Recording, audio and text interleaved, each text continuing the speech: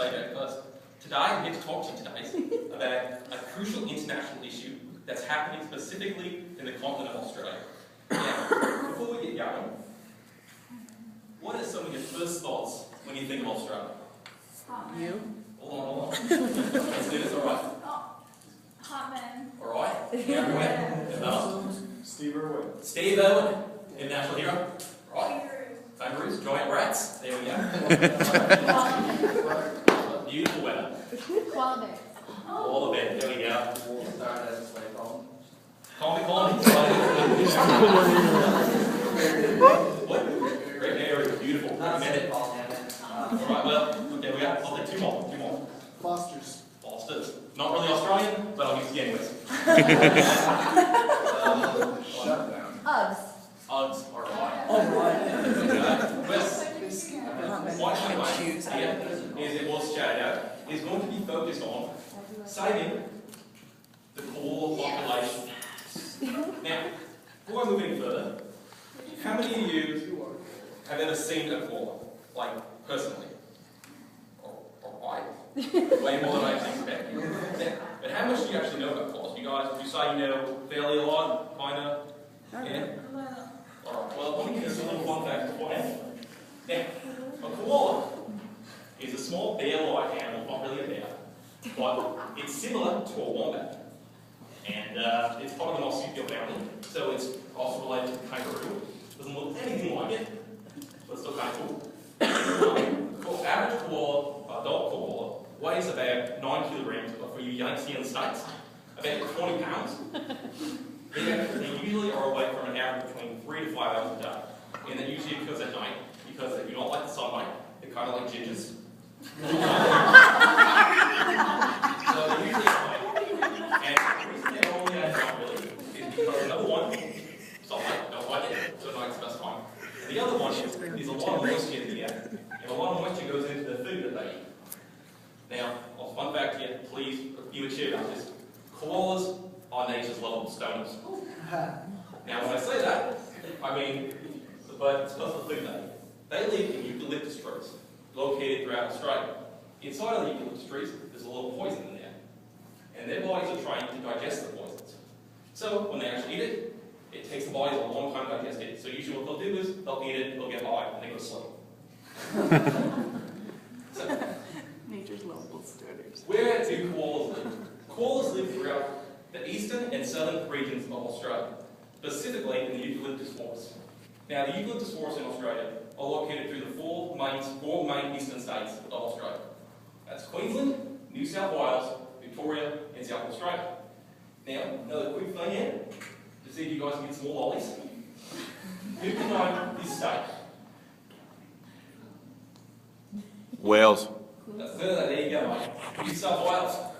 Alright. Well, New South Wales, if you know that. Queensland, is it Queensland? Alright. Thank you. Those are the two main ones. I love my candy. Because that is where there's the most fertile soil, the most eucalyptus trees are, so that is their favourite habitat. Now, I'm going to tell you a little personal story on what got me interested in trying to set koalas. This semester last year, I decided to go study abroad in New South Wales. And koalas were everywhere. You can hear them in the trees at late at night. They sound a little bit like Satan. I'm creepy. Go ahead, you can check that out later. But one of the days, the school paid for a trip for us to go to this place called Currumbin Wildlife Sanctuary. Now, the first thing that happened is when you walk into Currumbin, there's a giant tree. On that tree was about 12 koalas, just sleeping. And my one thought was, I want to take a picture of them. $35 later, I got my picture. Yes! Right, man. Of course, I'm talking about the koala. What? That is this is our prom photo. He did have a massage on. Ate it because it was still a little asleep. But now, when I was taking the photo, I was talking to his handler, Heather, and Heather was telling me the story of Goober. Goober lived in northern Queensland, and his habitat was actually cut down by construction workers who were building a new condominium. Now, the tree got cut down, Goober actually fell and broke a couple bones in his body. They brought him to Currumbin, And then Roman nursed him back up to health, and now he is the star attraction man. So, that got me thinking, there's a lot of things that could probably hurt koalas. So I asked her, what are the main threats to koalas? And she said, first of all, human overexpansion is the biggest threat to them. Construction workers are constantly destroying eucalyptus trees, the eucalyptus forest, and destroying the house. So, another big thing here is bushfires, or as you say here in the state, brushfires. Bushfires do kill a lot of koalas, but more importantly, they wound koalas. They burn their fur, they can never grow back. It's quite sad. And then disease. Disease does kill a lot of koalas, but it's not as big as the first two. Koalas historically have they're infected with chlamydia. Don't laugh too much about this. But they are historically infected with chlamydia, and that actually does do a lot of internal damage to them. So over time, it will kill a lot of koalas. Predation is not a big threat to koalas, but it's still there. Koalas usually are only prey on when their homes go, when they lose their habitat.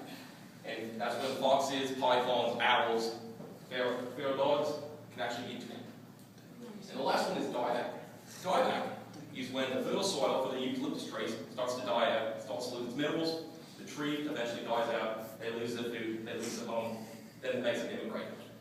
So, I decided, I feel bad for these guys. I want to do something to help. So, I decided to create my own group called Koala Rescuers.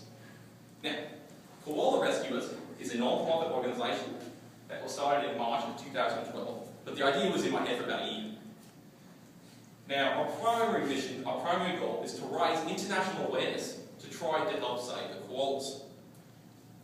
And another future goal, like if we get big, like what I'm hoping on, our plan is to get big and then we want to become one of the major voices, major people fighting for koalas, and we want to raise a lot of funds to give to one of our partners, the Australian Koala Foundation.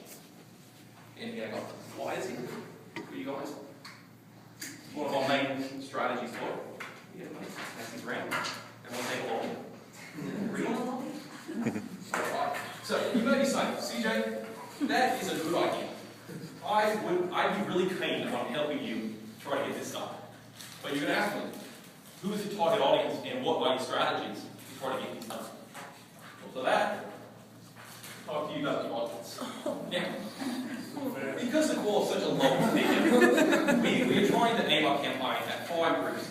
Men, women, and children is pretty self-explanatory because, I mean, everyone looking at koala is going to go, aww. That's going to happen.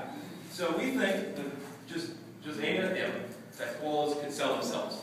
We can get donations to try to help save them. But the other 2 major groups that we are trying to save, we're trying to get involved with us to save the koalas, are environmentalists and conservationists. Because we know they will also give donations, but we also do know that they are more willing to spend the time actually going out there and fighting to save the koalas. So that's very key. Now, we have 2 strategies, 2 main strategies for this. The first one is, since we're not a very big organisation, we don't have a lot of resources to start up, we decided that Facebook and the internet are major ways of what we're going to do this. But what we decided to do is we decided to make a Facebook page. And so it's called Koala Rescuers. You can actually go look it up on Facebook. It's up right now. We've got 6 members. Yay. And we want to get that spread out through the internet. So if you go on it, you like it, tell your friends about it. It's going to, on the page, it's going to be facts about koalas, what's happening to them, why they're being threatened, and what you can do to help, where you can send money for donations. Now, the second one, we're going to use more traditional strategies. We decided that we were going to partner with local zoos. So, on my next slide, specifically, the Los Angeles Zoo, San Diego Zoo, and Santa Barbara Zoo. And there, we are actually going to hold 3 seminars where people can come for free, families, bring their kids, and we're going to have special guest speakers coming from Australia, usually from the Australian Koala Foundation, giving a presentation and telling you why they need their help. And another thing that we decided to do is to get the kids involved, get the kids liking it, and get the parents, drag the parents to donate. We're going to even bring some of our little friends, and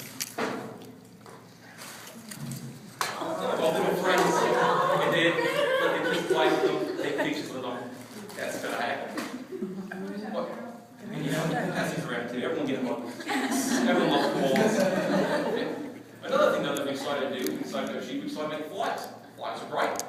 And another thing we also did was we decided we were going to make some brochures. So I brought you an oversized brochure. What it's going to look like. Of course, it won't be real leaves, that you brought really hard to get. But it's going to look something like that. It's going to tell you all information about koalas, the threats, and what you can do to help. And we're going to hand these out everywhere in the zoos. So that's going to be a good way to get it done.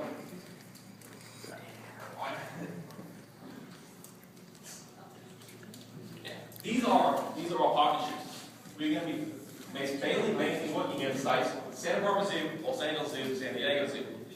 But we're also going to be working with basically the Yankees of koala sighting, which is the Australian Koala Foundation. So all the donation that we get is going to go specifically to them to set out and distribute through all the major conservations in Australia. Right, this brings us to the end of the presentation. But I want to leave you with these closing remarks. The koala is an international symbol known worldwide for Australia. So, we need everyone's help to save these creatures. Currently, there are only 80,000 koalas left in the wild in Australia. And that number is dwindling every single year. If we don't do something as an international community to save the koalas, in about 50 years, the koalas possibly could be extinct. And then our grandchildren will never know what a koala is, except for the history books. So, let me ask you a question. Do you want koalas to live?